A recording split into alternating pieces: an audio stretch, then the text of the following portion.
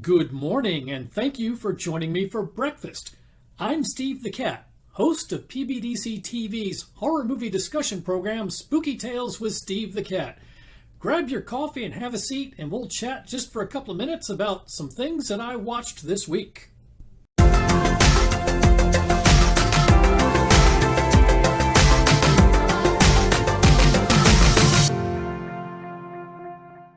So last week, we talked about the new film from Netflix, Texas Chainsaw Massacre. Now, in the horror movie community, a new Texas Chainsaw Massacre film is kind of a big deal.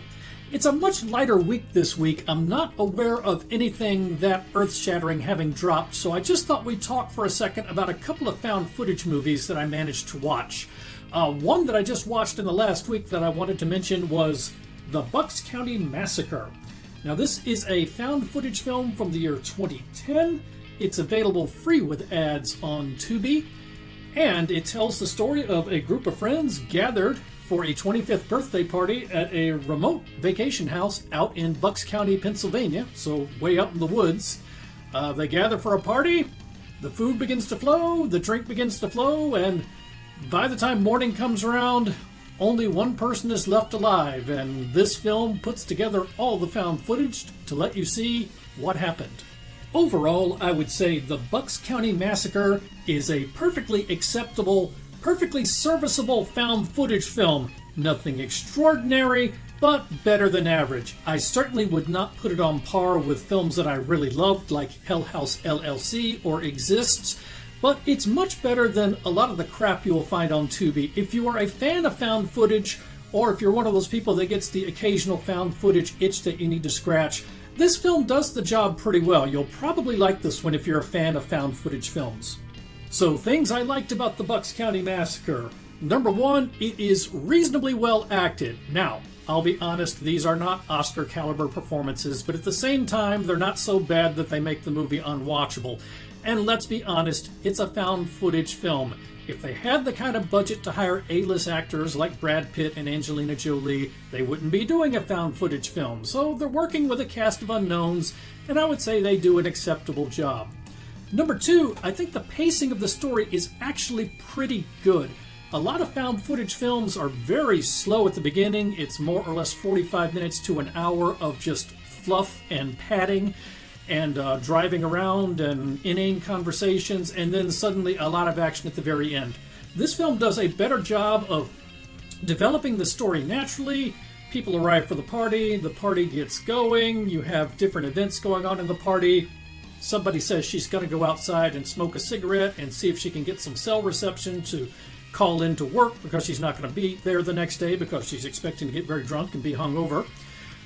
Party goes on, more events happen. After a while, people start to get concerned that they have not seen the person who went out to make a phone call in a while, and then we're off to the races. So it doesn't drag, and at the same time, it doesn't rush into the story and make it feel artificial. At no point does it really slap you in the face and say, okay, this is a plot point that you really need to pay attention to. Now, if you're a veteran of horror movies, you're going to watch this, and as soon as you hear somebody say, I'm going to go outside and have a cigarette and make a phone call, you know something bad is going to happen. But it's reasonably well integrated into the story. Things about the Bucks County Massacre that could have been better. Well, right off the bat, you know that if it's a found footage movie, they're probably not rolling in money, which means there's probably not a really big special effects budget, which means you're going to have a lot of camera bouncing around and or glitching to prevent you from seeing the monster. Now, that's kind of baked in when you watch a found footage movie, but this one seems to be worse than a lot of them I have seen. A lot of the scenes that are shot out in the woods, where people are carrying cameras and flashlights, you cannot see anything that is going on. You just see a small flashlight beam bouncing around. It's very frustrating. You just can't see anything. Now, that might be more realistic. Having spent some time in the woods, it's kind of like that. But at the end of the day, it is a movie, and you want people to be able to see things. So very little of it is shot using night vision. So a lot of the scenes are just very poorly lit, or the cameras are bouncing around madly and you just can't see what's going on. Now, like I said, that's kind of par for the course of the found footage film. This film just, in my opinion, seemed to be a little worse about it than your typical found footage film.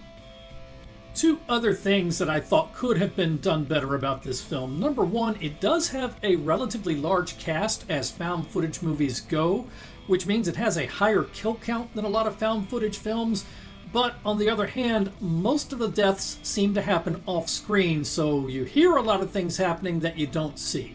Now, on the one hand, that's realistic because there's no plausible way to have 25 people at a party all carrying video cameras, so obviously some amount of what happened is going to happen off screen. On the other hand, after a while, it starts to feel like they're just going out of their way to avoid showing things on screen to save money. Finally, the most effective way to build suspense and scares in a found footage film is, say, like Hell House LLC or the lost footage of Leah Sullivan, where as the camera pans by, you just see a figure in the shadows, and then real quickly it pans back and the figure is gone. There's nothing like that in this film. The one effort they made at this, where you have a creature walking along in the background while some of the characters are out in the woods shooting with night vision, they made it out such that the documentary film crew did that scene in slow motion and blew it up to make sure you could see the creature walking along in the back, which for me just kind of ruined the effect. Now, maybe the filmmakers were going for something where it was just a subtle figure that you could see in the background, and when they finally got to look at the video, they realized, oh, it's just not working, so we're going to have to blow this up and make it slow-mo, otherwise you can't see it. But it's just kind of disappointing that it didn't work out. So the final word on the Bucks County Massacre, I'd give it 2 paws out of 4. It's perfectly middle of the road. If you enjoy found footage films, you'll probably like it. If you do not enjoy found footage films, it's not going to change your mind. If you are new to the horror genre or new to the found footage genre, this is probably not the best entry point. There are better films out there. I mentioned Hell House LLC and Exists. This gives us a nice segue into something else I wanted to mention. There was a found footage film that I really like called They're Watching that we talked about first season of my show. That movie is now available free with ads on Tubi. Now, it is listed as a found footage horror comedy, but I will say this.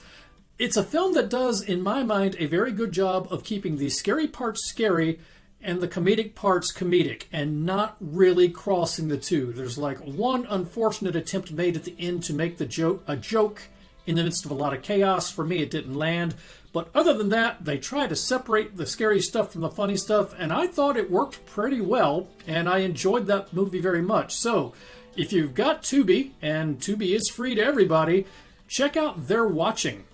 Well, that's all for now. Thanks for stopping by this morning. Remember that we air new episodes of Spooky Tales with Steve the Cat every Monday night at 10 p.m. Eastern, and we would love to have you join us for our next episode. You can find us on YouTube, Rumble, and Facebook, so feel free to drop by, check out some of our other videos, and hit that subscribe button. Anyway, until next time, this is Steve the Cat, wishing you a good morning and a great day. Bye-bye, everybody.